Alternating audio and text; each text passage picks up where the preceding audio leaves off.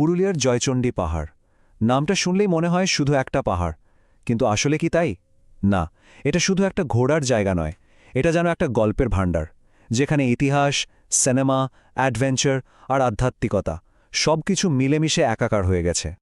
আর এই পাহাড়ের সবচেয়ে বড় যে পরিচয়, সেটা কিন্তু সিনেমার সঙ্গে জুড়ে আছে। বিশেষ করে কিংবদন্তি চলচ্চিত্রকার সত্যজিৎ রায়ের ছোঁয়ায় এই জায়গাটা যেন অমর হয়ে গেছে। তো চলুন প্রথমে জয়চণ্ডী পাহাড়ের সেই সিনেম্যাটিক দিকটা নিয়েই কথা বলা যাক। বাংলা সিনেমার ইতিহাসে এর জায়গাটা ঠিক কতটা গভীরে সেটাই একটু খুঁজে দেখি। একবার ভেবে দেখুন তো, এই যে রুক্ষ পাথরের চাইগুলো, এগুলোই কিন্তু পর্দায় জীবন্ত হয়ে উঠেছিল। সত্যজিৎ রায়ের ক্লাসিক ছবি হীরক রাজার দেশের সেই অবিস্মরণীয় পটভূমি পুরোটাই তো এখানেই শ্যুট করা।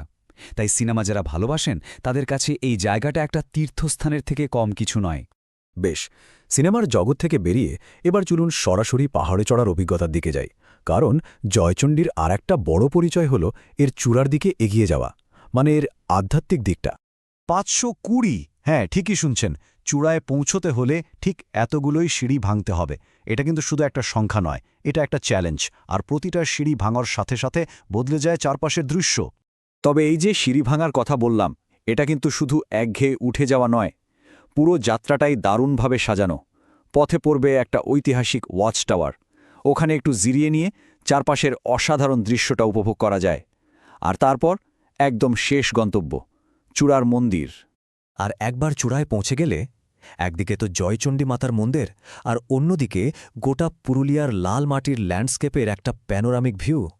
এখানে একটা ছোট জলাধার আছে, যার পেছনে একটা দারুণ কিংবদন্তি রয়েছে। বলা হয় এটা নাকি দেবী সীতার চোখের জলে তৈরি, তাই এর জল কখনো শুকায় না।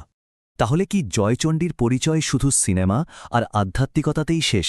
একদমই না, এর আরও অনেকগুলো রূপ আছে। চলুন সেগুলোও একটু দেখে নেওয়া যাক। প্রথমেই বলি অ্যাডভেঞ্চারের কথা। যারা একটু রোমাঞ্চ ভালোবাসেন তাদের জন্যও কিন্তু জয়চণ্ডী পাহাড় একটা দারুণ জায়গা। কেন দারুণ? কারণ এখানকার যে বিশাল বিশাল গ্র্যানাইটের বোল্ডারগুলো আছে, সেগুলো রক ক্লাইম্বিংয়ের জন্য একেবারে পারফেক্ট। নতুন ক্লাইম্বার হোক বা অভিজ্ঞ, সবার জন্যেই এখানে চ্যালেঞ্জ রয়েছে। আর এই কারণেই সারা ভারতের রক ক্লাইম্বারদের কাছে জয়চণ্ডী পাহাড় একটা খুব পরিচিত নাম। অ্যাডভেঞ্চার তো গেল, এবার আসা যাক ইতিহাসের কথায়। এই পাহাড়ের বুকে কিন্তু ঔপনিবেশিক আমলেরও এক গুরুত্বপূর্ণ অধ্যায় লুকিয়ে আছে। পাহাড়ে ওঠার সময় একটা পুরনো ভাঙাছোড়া টাওয়ারের মতো চোখে পড়বে। ওটা কি জানেন? ওটা আসলে একটা সেমাফোর টাওয়ারের ধ্বংসাবশেষ। প্রায় 200 বছরের পুরনো। ভাবা যায়, ব্রিটিশ আমলে কলকাতা থেকে চুনার পর্যন্ত খবর পাঠানোর জন্য এই অপটিক্যাল টেলিগ্রাফ লাইন ব্যবহার করা হতো, মানে তখনকার দিনের হাই স্পিড কমিউনিকেশন সিস্টেম। বেশ, আমরা তো এতক্ষণ শুধু জয়চণ্ডী পাহাড় নিয়ে কথা বললাম, কিন্তু জয়চণ্ডী তো একা নয়। চলুন এবার একটা পাহাড় থেকে নজরটা একটু সরিয়ে পুরো এলাকাটার দিকে তাকাই।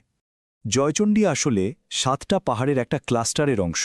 মানে এখানে পাশাপাশি মোট 7টা সুপ্ত আগ্নেয়গিরির চূড়া আছে। যেমন দেখুন, জিঘা ডালা পাহাড়, কালী পাহাড়, জয়চণ্ডী নিজে, এক শিরা। প্রত্যেকটার আলাদা নাম, আলাদা উচ্চতা। সব মিলিয়ে এই অঞ্চলের ভূপ্রকৃতিটাই অসাধারণ। 74 কিসের সংখ্যা এটা? এটা হলো এই এলাকায় পাওয়া প্রজাতির সংখ্যা। এই ছোট এলাকাতেই 74 রকমের প্রজাপতি খুঁজে পাওয়া গেছে। এটা থেকেই বোঝা যায় যে এখানকার প্রাকৃতিক পরিবেশটা কতটা স্বাস্থ্যকর আর সমৃদ্ধ। তাহলে প্রশ্ন আসতেই পারে, জয়চণ্ডী যাওয়ার সেরা সময় কোনটা? দেখুন, প্রত্যেকটা ঋতুর কিন্তু আলাদা আলাদা রূপ আছে। বর্ষায়, মানে ধরুন আগস্ট থেকে অক্টোবরের মধ্যে, চারপাশটা একদম সবুজ হয়ে যায়। শীতে নভেম্বর থেকে জানুয়ারিতে আবহাওয়াটা ট্রেকিং বা পাহাড়ে চড়ার জন্য খুবই আরামদায়ক। আর বসন্তে, মানে ফেব্রুয়ারি মার্চ মাসে, তখন তো পুরো এলাকাটা পলাশ ফুলে ছেয়ে গিয়ে একটা লাল গালিচা তৈরি হয়। সে এক দেখার মতো দৃশ্য।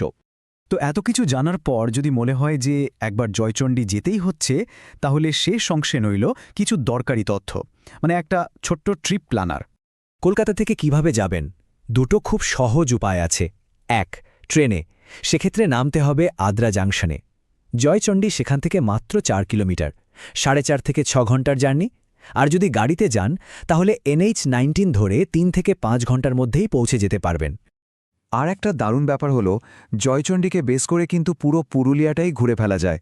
দেখুন না, গড় পঞ্চকোট, মুরাডি লেক, মাইথন ড্যাম, শুশুনিয়া পাহাড়, এমনকি অযোধ্যা পাহাড়ও এখান থেকে খুব বেশি দূরে নয়। তাই জয়চণ্ডী হতে পারে পুরুলিয়া অ্যাডভেঞ্চারের শুরু। আরেকটা কথা বলে রাখি, যদি শীতকালে মানে ডিসেম্বরের শেষে বা জানুয়ারির শুরুতে যাওয়ার প্ল্যান করেন তাহলে তো সোনাই সোহাগা, কেননা ওই সময়ই পাহাড়ের ঠিক নিচে বসে জয়চণ্ডী পাহাড় পর্যটন উৎসব। স্থানীয় সংস্কৃতি, গানবাজনা, মেলা সব মিলিয়ে একেবারে জমজমাট ব্যাপার। তাহলে শেষ পর্যন্ত প্রশ্নটা এটাই দাঁড়ায়, জয়চণ্ডী পাহাড়ে চড়ার কারণটা কি হবে? সত্যজিৎ রায়ের সিনেমার সেই নস্টালজিয়া, নাকি চূড়ার মন্দিরের আধ্যাত্মিক টান, অথবা রক ক্লাইম্বিংয়ের সেই রোমাঞ্চ? উত্তরটা হয়তো এক একজনের কাছে এক এক রকম হবে।